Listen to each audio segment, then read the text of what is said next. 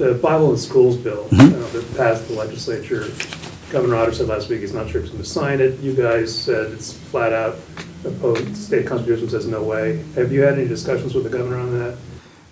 We have not had direct conversations with the governor during that time period. He has this window to veto bills. It's his opportunity. And in that matter, you know, we have to understand our history. The fact is that our Constitutional Convention occurred in 1889. We became a state by federal statute in 1890. It was a great time of turmoil concerning Mormons, and a lot of our Constitutional Convention was anti-Mormon. A lot of the provisions in our Constitution, in fact, that existed until the 1980s would have precluded Mormons from holding office or voting. And that language concerning the use of religious texts is more stringent than is the United States Constitution.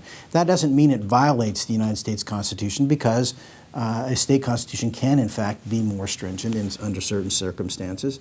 And in this instance, what our Constitution says is that, among other things, that religious text, papers, and books shall never be used in those classrooms. So the question is, denominational texts, actually.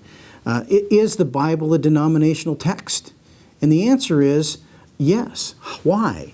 Well, which Bible do you use? Do you use the Catholic Bible? Do you use the Protestant Bible?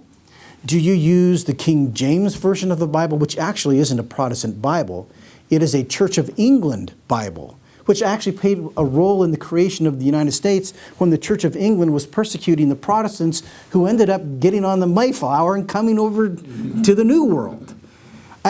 Or do you use any kind of a translation, modern translation from any of those? If you make a choice among any of those, in fact, look at the King James Version, about the 5th paragraph. It talks about this is for the Church of England.